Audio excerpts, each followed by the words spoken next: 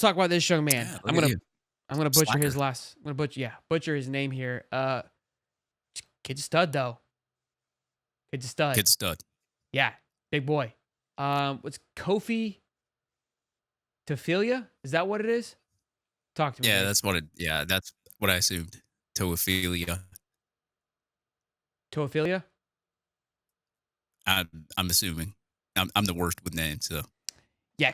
Oh no, it's Kofi Asari. Sorry, Kofi Asari, 6'5", 215 pounds from UMass. We've sent him an offer as we should have, given the fact that we've lost two edges in the last 2 weeks with Searcy. Searcy hasn't committed anywhere, but I don't think there's any chance of him coming back. Just how the vibes were. He recorded 30 tackles, 3 sacks, and 1 forced fumble. So this one player makes up for what Pyburn and Searcy did for us last year. So could this be another George Gums? I mean, 6'5", 215. Come on, baby. Come on. So I yeah. think they're working on setting up an official visit now. And again, watch what's going to happen. We send him an offer, and now the offers are going to come flowing in as we send these offers out. Yeah, that seems to be the norm. Every time Florida offers somebody, then somebody else will offer them. Georgia will offer every quarterback that we try to offer just to keep them away from us and stuff like that because that's what Kirby Smart does. But yeah, I mean, this kind of guy, obviously, you said it has more production than Pyburn and some of the other guys on the roster as well. Don't know too much about him because the offer I think, was just presented Today. or it was just out Yeah. today, right before I Yeah. even got home. So I haven't really even been able to had time to watch film or anything. But Billy Napier, as I said, has been one heck of an evaluator, and he's been really, really good in the portal. He's missed on some guys, but he's had way more hits in the portal than he has misses. I would give it like 70-30, maybe even 80-20% on some of the portal hits that he's had. Of course, Gums was a hit. Obviously, Asa Turner or whatever, he obviously had the injury, so we don't know how good he would have been here at the University of Florida. Injuries happen, but that's why he recruited that position. He recruited 3 guys there. Triquise Bridges has actually turned out to be pretty good as well. So, I mean, if Napier sees something in this guy and the staff sees something in this guy, bring him in. Obviously, they do the measurements and everything else. And I don't even know if they do a camp for the guy, considering he has tape. But man, if they bring him in, they like what he is and they like his size. He measures out right. I mean, I'm all for it because He's got long arms. look, as long as yeah, right. As long as they bring somebody in productive, and I trust their evaluations in the portal, considering on what they've done in the past, I'm okay with it as long as he can be productive. Yeah, and look, I think Sap to me scares me a little bit. We've lost some depth with Pyburn and Searcy's situation. We can't afford to lose Sap. And if we're able to add this young man on top of that room that already is, I mean, I feel like I said I feel comfortable about it. We still I think need to go out there and get somebody, and this is somebody with some promise. Again, this is kind of reminds me of that Gums situation. Gums was somebody who transferred positions, kind of had the sheer size freak ability. Again, Gums is huge, and obviously we know what he ended up being. So could this young man Yeah, turn into that same type of category? Feels like, I mean, look what he did at UMass. Again, Gums didn't have the same production at Northern Illinois, given the fact that he just changed positions, right? So this kid's already an actually edge rusher. Like yeah, Gums was not an edge rusher. Like put that money, he was just an yeah. athletic freak and was able to hone in on the position this past year, which is just crazy to comprehend. So Gums, I believe, will go far in the NFL, just given his ability to adapt so quickly. And so this kid could be one of those diamond in the rough great evaluations, and hopefully we can get him in and sign that paperwork because again they liked enough to send him an offer. So we'll keep an eye on this one. I really think, given the fact that today is Wednesday, right? The game's on Friday. I don't expect any moves to happen. Friday and Saturday, I would be shocked if any major portal moves happen, just because of obviously with the games going on. Because I expect Saturday the portal to get bumping, or Sunday and Monday of next week to bump up again, because teams will be eliminated. And again, Ohio State could be a factor. Tennessee could be a factor. You're going to have either Clemson or Texas, those two big teams. Clemson has to be active. They recruited very poorly this year. Indiana and who else plays? Notre Dame, I think, and What SMU in the play. playoff? Yeah, this week Yeah, I'm trying to think of all the teams that play. Before we do, let's talk about our sponsors today, which are Tecovas. We talk about these bad boys all season long, all Christmas season long. You guys obviously went and scooped up some Tecovas because they want to continue to be partners with, which I love, because I love me some Tecovas. That's one of my favorite brands we've been partnered with, just because of the high quality boots. I love me a nice pair of cowboy, but I'm getting me a new pair. I'm going to give me a nice new pair of the Deans. I want to see if I can do a little giveaway with them of a pair of boots. I think that would be fun. I'll see what I can do. They're, Yeah. that we'll see. I mean, I'm going to do no promises, but I'm going to do the best that I can. So listen, boys and girls, handcrafted, genuine, fantastic pair of leather boots. There is no better time than to do it right now. Holiday season. Get yourself all sexed up with a nice pair of boots, whether it's the Dean, work boots, ostrich boots, whatever. Again, for me, this was exciting because I've been kind of waiting to get a nice pair of boots. These boots are absolutely fantastic, fit like a glove. And I keep saying this every single time, but I really can't stress it enough. Go into the building, go into the store, experience it. They hand out, they give you a little bit of bourbon or beer, whatever you want while you're trying on shoes, and then get your ass up out of there, head home, and go to tecovas.com/hightop to get 10% off whatever shoe that you like. When you go in, make sure you sign up for the texts and emails when you guys log in there. That's how you access the 10%. That's tecovas.com/hightop for 10%. Again, tecovas.com/hightop sports to get 10% off and point your toes west, boys. So look, there's this weekend, I think it's going to get even busier. And then they only have, again, at that point, we're getting down to the wire when this portal closes. Again, it closes the 8th for the first cycle, which makes me feel, even with Cam, the way that he was talking, that second portal is kind of looking like it's shaping up to be a busy one, Dave. We might have a busy. When is that, April? It's after the spring game usually, right?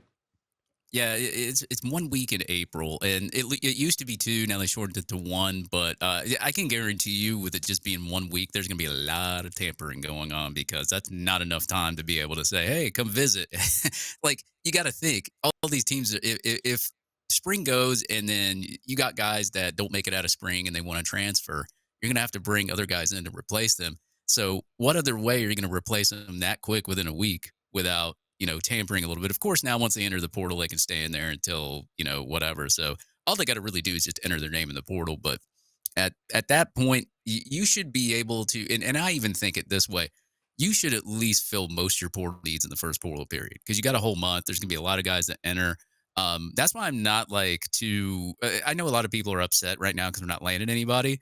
But I wouldn't be upset right now just based on the fact that there's still a month. There's still guys going in. You got Jonte Cook visiting. That's a high 5-star guy from Texas. He's going to be visiting at some point. So you got that in fold too as well. And there's some other names I've heard behind the scenes that should be either entering the portal or not entering. I can't really comment on any of that kind of stuff. So it's not the fact that like Florida's actually missed on did some you say guys. more guys entering into the portal? You shouldn't just slip that past Santa like I wasn't paying attention. I'm checking my list twice. Is that what you just said? Yeah, they're waiting on kids to enter the portal. I'm not saying that there's certain names that they just said, "Hey, look, we're waiting on him to enter the portal." But from other teams. yeah, because you still got the playoff games, and whoever they've got a week. So like once their games are over with, they got a week to where they got a week to where they could enter the portal too once their games are over. So there's a lot of portal action that's still going to happen between now and the playoffs and everything else. So that's why I'm not really worried about it as well. Honestly, when they didn't take some of those wide receivers at the beginning, I was like, they probably have somebody else in mind, and kind of that's why we have that one little visit going on, and hopefully there's more. But yeah, I wouldn't worry, man. Like a lot of people are on Twitter. I see a lot of like posts about it, like. And that Gator chatter, I didn't get to comment on that. The Gator chatter board message, if user 282394 posts something on Gator chatter, that doesn't necessarily mean it's all true. Yes, it does. I read some of the stuff in there, and I could think the 26 million was never used. I believe that part, but the rest of it, nah, don't believe it. I don't. Yeah, it's a lot. That's why I said people run with it just because if it's well written and it looks good, it's like, this has got to be true. So the second portal is from April 16th to April 25th, and it is only open for 10 days. Yeah. And so here's where, though that is going to be, I could see it being busy just because with this one being so short, teams got to act a little bit different, maybe more aggressive than maybe they would like, and they might find some things out in the spring, and it may adjust it. I do want to talk about this, though, because, yes, there are people getting frustrated about Billy in the portal, moving too slow. Let's literally take this all in for just a quick second, okay? We're seeing what other guys are coming into the portal. There was talks about Dylan Raiola being targeted, and that if he were to enter into the portal, it would be a $3 to $4 million deal. Okay? Yeah. If he's worth $3 to $4 million, what do you think DJ Lagway is? You think he's just playing out of the goodness of his heart? Okay?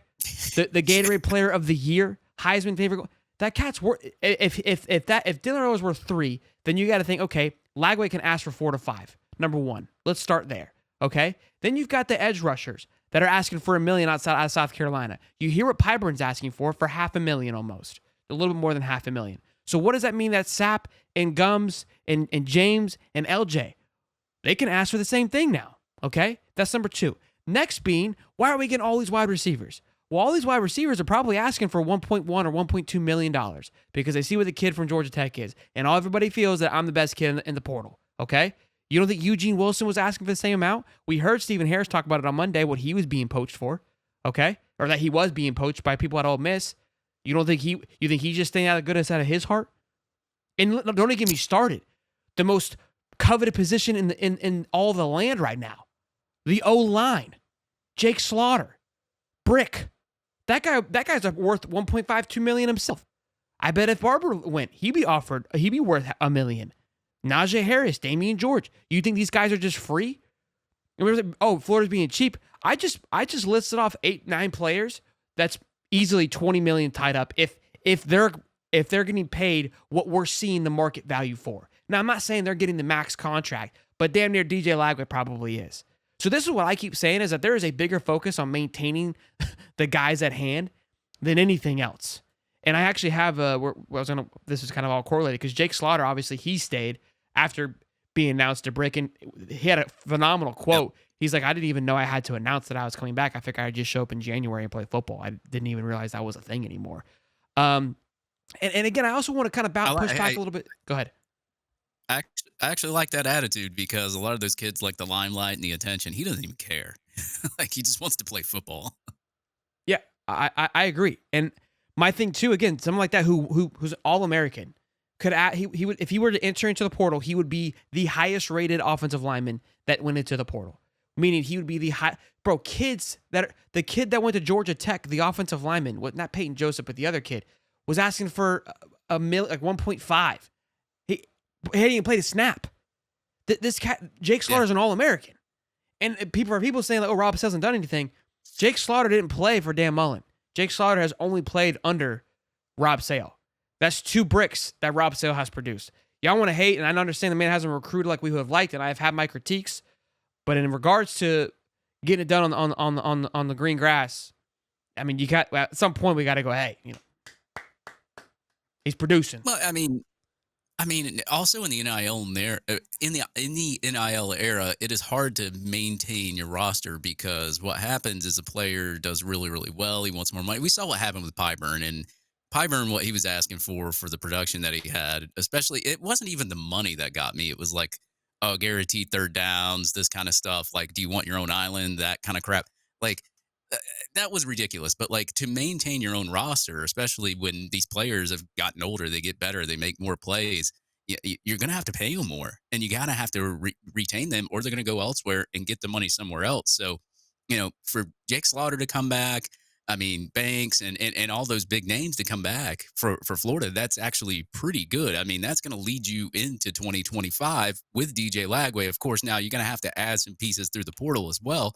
But to just maintain those guys, I mean, especially with the production that they had, especially towards the end of the year, middle to the end, it's a feather in the cap. I mean, like, you got to be able to do that. You got to have the money to do that. You got to have the NIL funds. And we last year, I'm not going to name any players, but we had issues with players wanting to leave because of their NIL. They felt like they deserved more money. I don't know if any of them got more money or if they didn't. I don't know, but that's going to be a yearly and annual issue for every single team. And this is why you're seeing so much movement in the portal. And people are saying, oh, other teams are doing this. Look, like teams like Ole Miss and Texas Tech, they didn't have a base where they were having to spend this kind of money. I mean, Ole Miss is losing a lot of guys. They spent a lot of money last year, but all that money just moved on to the NFL. They were 1-year contracts. Yeah. FSU spent a lot of money. I mean, I don't think I have to go any further than that. Oklahoma has lost 25 players in a time where they couldn't afford to lose anybody. Now, there are schools that are still holding on. Yeah, Texas and Georgia, they start hanging on. They're in a playoff. There's a little bit different scenario for them there, right? Miami, I mean, have they spent a little bit of money? Sure, but they're kind of in a weird place too. They're in the kind of, in my opinion, the same boat where they're trying to maintain some of the roster they put together and move. They just missed out on a big-time quarterback that they were apparently going to land. So they've got some wide receivers. Some wide receivers have left. Like, look, just kind of take a minute, take a deep breath, and look around. It's not like everybody's just cooking. LSU, LSU spending all this money. I mean, It wasn't like LSU was knocking anybody's socks off or had any big time keepers. They lost guys as well too.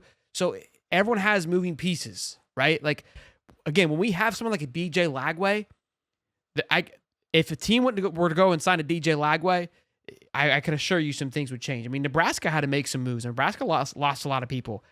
You got to believe that probably because a lot of that money went into keeping Dylan Raiola, right? So we kind of sleep on the fact of what we're taking for granted. I'm not taking for granted. I think we know what we have, but I'm telling you, when you look around and you just see the cost of what everybody is, even Aaron Nolan leaving Ohio State, that's a massive one. I mean, that was their guy last year. He was a top 10 quarterback, I think top 7 quarterback last year for the class, and he's gone. So I don't know. Yeah, I think the frustration is like the past where Billy Napier's moved slow in the portal, and I think it's just like starting to mount up, and then like people are getting irritated because I mean, like I think we're the second week now. I mean, it's not, but nothing's really happened. Like, nothing's really. My thing is what I keep saying is people keep entering into the portal. Sorry to cut you off, but like it keeps every week, every time someone freaks out, like more talent just goes into the portal. And then you see people on the timeline. They're like, "Oh, we got to get this guy now." It's like it's gonna be like that. It's gonna be like that next week too. Yeah, imagine if we would have spent all the money, we wouldn't be able to make any moves on it. So I don't know. I think we're in a place where we can be a little more selective, and I think that's something we have to kind of keep in mind too. Look,